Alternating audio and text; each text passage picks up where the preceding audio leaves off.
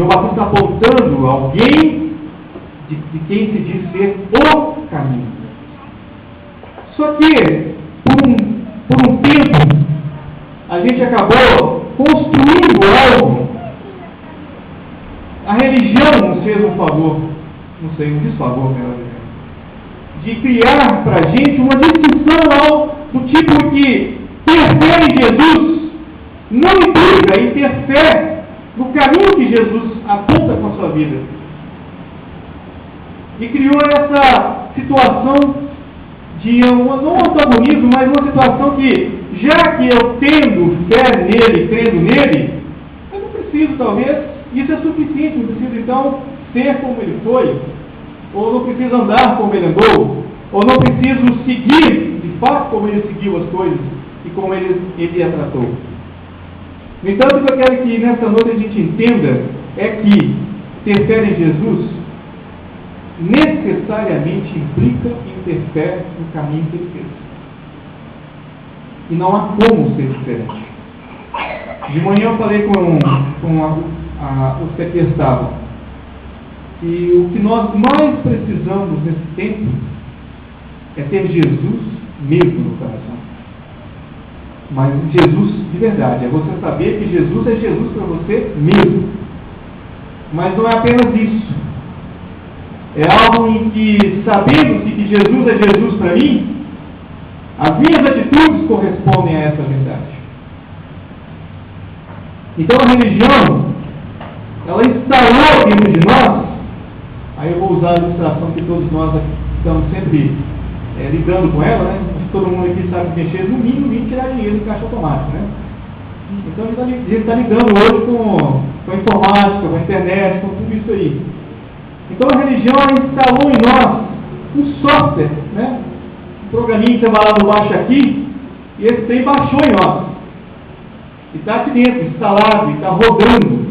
Só que esse software está rodando e está gerando dentro de nós uma série de efeitos degenerativos na nossa espiritualidade. E está corroendo a gente aqui dentro, a gente nem percebe que está acontecendo isso. Por que a gente nem percebe? Porque a gente sempre diz que tem fé em Jesus. Mas a gente não vai até a implicação de que ter fé nele é também ter fé no seu caminho, no seu modo de ser, na sua vida. E quando a gente lê esses textos, já que João Batista se apresenta como uma voz que anuncia e que conclama e que demonstra e que aponta e que indica, haverá de vir ele, há de vir. E eu estou anunciando acerca deste, que é o caminho.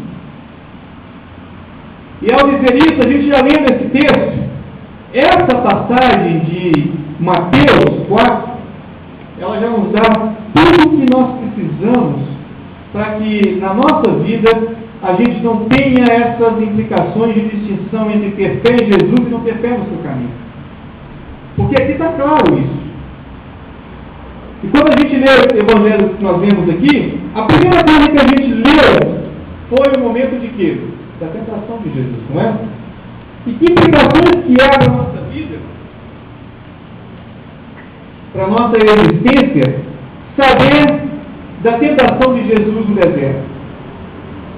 Para mim, um dos textos que são paralelos e que ajudam a compreender o porquê desse momento na vida de Jesus é o texto de Paulo em Filipenses capítulo 2, do verso 5 ao verso 11, quando Paulo canta um hino maravilhoso, né? E ele, sendo Deus, e como Deus de fato é, no entanto ele sacrificou esse estado, de modo que sendo homem, e homem sendo se fez servo. Então, por que eu estou dizendo que esse texto ele é paralelo para que a nossa compreensão sobre a tentação seja visceral na nossa existência, de modo a que entendamos o primeiro passo nesse caminho de Jesus. A tentação aqui de Jesus, ela pelo menos evoca para a minha vida algumas implicações. Ela me dá ela me mostra aquilo que todos nós estamos suscetíveis e estamos a todo tempo vivenciando.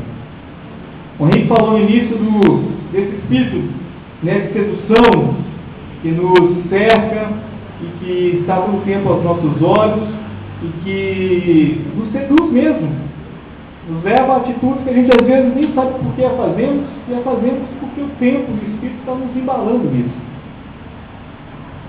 E aí, quando a gente vai ler essa tentação de Jesus, há um autor que vocês devem conhecer, é o Henry Nouwen, e fugiu o nome do que escreveu o Filho Pródigo. A Volta do Filho Pródigo. Quem lembra e se lembra do nome do autor aí? A Volta do Filho Pródigo. Não me fugiu o nome dele aqui agora. Mas não estou tranquilo. Ele escreveu e está escrito.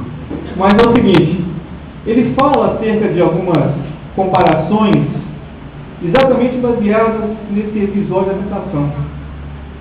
Onde ele disse que ali Jesus demonstra para nós que o caminho que ele já está exemplificando, ele é para baixo. É uma mobilidade existencial para baixo. Só que nós temos uma tendência de dizer que o estar com Deus em Jesus nos impulsiona para uma vida e uma mobilidade para cima. Né? Eu sou o filho do rei, e por ser o filho do rei, as melhores coisas me vêm. Qualquer problema, tribulação, eu repreendo em nome de Jesus. Qualquer doença, qualquer mal que me vem, eu repreendo em nome de Jesus, porque como filho do rei, as coisas não voltam. Aqui, a tentação, e levando em conta o paralelo de Filipenses 2, que nós citamos, já nos mostra que Jesus, com a sua vida, ele está mostrando que o caminho é para baixo. E por que é para baixo? Olha as tentações que vieram sobre ele. E Jesus não dá ouvido a essas tentações, primeiro por todos os motivos muito claros, porque ele estava sendo inicialmente sugestionado pelo diabo. E lembrando aquilo que o Henrique falou no início, acerca desse espírito que muitas vezes nos seduz de uma forma que a gente obedece a essas sugestões e não discernimos a essas sugestões e essas que vão se tornando motivações da nossa vida como sendo opostas a Deus. Jesus, de uma forma imediata, não porque a figura do diabo lhe era clara, mas porque as motivações de quem vinha as sugestões, de fato era oposto à vontade de Deus. Então, em primeiro lugar, ele já mostra para a gente que o caminho só pode ser para baixo quando de fato entendemos a vontade de Deus para a nossa vida. E aqui ele vence nessas tentações coisas que muitas vezes a gente não vence porque a gente é tentado pelas sugestões que o diabo coloca no nosso vida. E a gente não discerne as motivações erradas. E aí acaba que o caminho já não é um caminho para baixo, mas é um caminho sempre para cima. E olha o que Jesus vence nesses momentos. Quando lhe é dito, olha, você está com fome? O que o diabo diz a ele? Como natural, transforma o que está na sua frente, está vendo, pega e transforma em pão. Jesus poderia ter feito isso, com toda certeza. Poder para isso ele tinha. Ele ter transformado um belíssimo pão, uma pedra redonda, um belíssimo pão